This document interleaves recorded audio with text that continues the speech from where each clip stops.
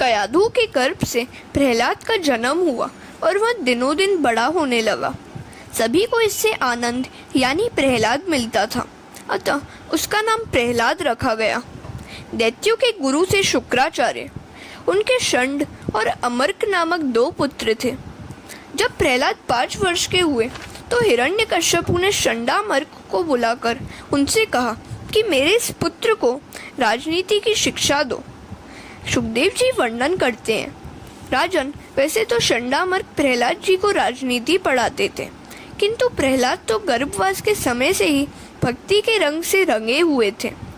प्रहलाद को भगवान वासुदेव से स्वाभाविक प्रीति थी। श्री कृष्ण के अनुग्रह रूप विग्रह ने उनका हृदय इस प्रकार आकर्षित कर लिया था कि उन्हें जगत से कुछ भी लगाव नहीं रह गया था। वैसे तो भक्ति का रंग शीघ्र लगता नहीं है, पर जब एक बार लग जाता है तो फिर सांसारिक प्रवृत्तियों के प्रति वैराग्य हो जाता है। मीराबाई ने कहा है कि मेरे कृष्ण का रंग श्याम है और श्याम रंग पर किसी और रंग का प्रभाव नहीं पड़ता। प्रहलाद जी जन्म से ही भक्ति के रंग में रंगे हुए थे। वे महावैष्णव थे। वे गुरु जी की शिक्षा सुनते थे, किंतु राजनीति का चिंतन वे जरा भी नहीं करते थे। सच्चे ज्ञानी भक्त का यही तो लक्षण है कि जब तक देहाभान है उसके व्यवहार में क्षति नहीं आती। गुरु जी ने सोचा कि यह राजपुत्र तो बड़ा सयाना है, अतः इसकी शिक्षा से प्रभावित होकर उसके पिता उसे कुछ न कुछ पुरस्कार अवश्य देंगे। वे प्रहलाद को लेकर राज्यसभा में आए। प्रहलाद ने पिताजी को प्रणाम किया तो पिताजी ने बालक को उठाकर गोद में बिठाकर प्यार किया और पूछा, बेटे, तू गुरुजी के घर कल पढ़ने गया था, तो कल की पढ़ाई तुझे याद है या नहीं? जो भी पाठ तुझे अच्छा लगा हो वह बोल जा। प्रहलाद ने सोचा कि पिताजी उत्तम प्रकरण की बातें पूछते हैं और इधर गुरुजी ने तो मार काट की बात ही सिखलाई है, वह मैं कैसे कर सकता हूँ।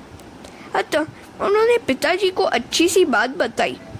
अंधियारे कुएं के सामने यह घर ही अपने अधपतन का मूल कारण है।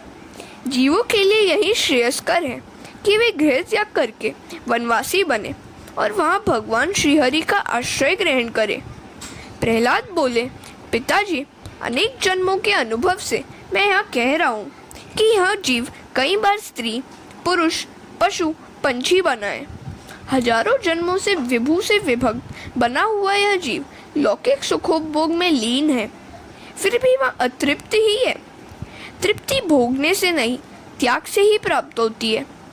संसार तो दुख का सागर है। प्रत्येक जीव व्यथित है। पाप और पुण्य के समान होने पर यह मानव देह प्राप्त होती है। जैसे यह पाप भोगना पड़ता है, वैसे ही पुण्य भी भोगना ही पड़ता है। संसार प्रतिक्षण परिवर्तनशील है। पिताजी, आज तक मेरे अनेक जन्म हो चुके हैं। मैं अपने अनुभव से कहता हूँ कि स्वार्थ और कपट के सिवाय इस जगत में और कुछ भी नहीं है। फिर भी जीव अविवेकी है। निस्वार्थ प्रेमी मात्र परमात्मा ही है। अन्य सभी का प्रेम स्वार्थ और कपट से भरा हुआ है। संसार में रहकर कपट और छल करना ही पड़ता है।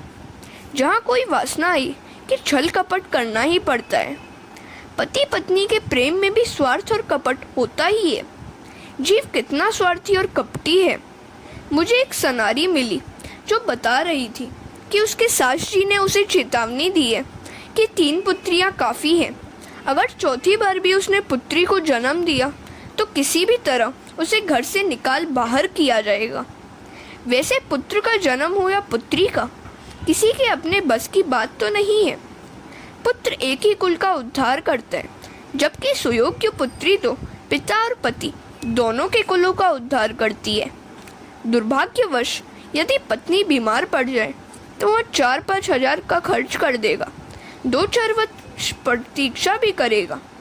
फिर भी उसकी बीमारी ठीक ना हो पाए तो वह ठाकुर जी की मनौती रखेगा कि इसका कुछ हो जाए तो अच्छा है। उसके कुछ हो जाने का मतलब है मर जाना।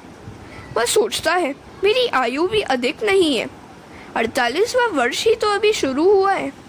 मेरे कारोबार भी ठीक ठीक ही चल रहे हैं, अतः दूसरी पत्नी तो मिल ही जाएगी। पति पत्नी के प्रेम भी कपट है। पति या पत्नी एक दूसरे के लिए दुखदाई हो तो वे सोचते हैं कि हम मर जाए तो कितना अच्छा हो। सुर नर मुनि सब की यह रीति, स्वार्थ लागी कर ही सब प्रीति। पति और पत्नी एक दूसरे को सुख सुविधा देते हैं, अतः एक दूसरे को प्रिय लगते हैं।